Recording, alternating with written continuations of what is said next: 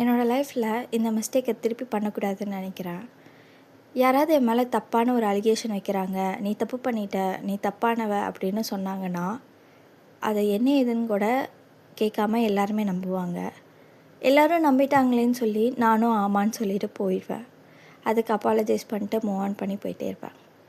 உட்காந்து யோசிக்கும் போது இவங்க நம்மளை சொல்லிட்டாங்கன்னு தான் ஃபீல் பண்ணிட்டு இருப்பேனே ஒழிய, என் மேலே அந்த இடத்துல தப்பு இருக்கா அப்படின்னு ஒரு தடவை கூட யோசிச்சதில்லை. ஏன்னா அவங்க தான் நம்புகிற மாதிரி சொல்லிட்டாங்களே.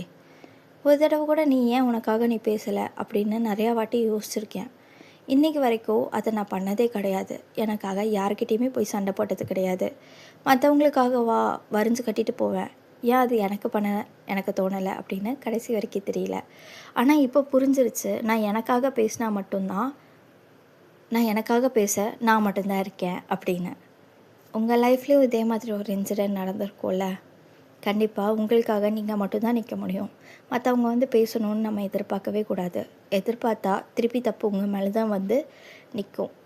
ஸோ இதை சேஞ்ச் பண்ண பாருங்கள். உங்களை சுற்றியும் மாற்றுங்க, உங்களையும் மாற்றுங்க. கண்டிப்பாக சேஞ்ச் பண்ணலாம் 6 மாதத்தில்.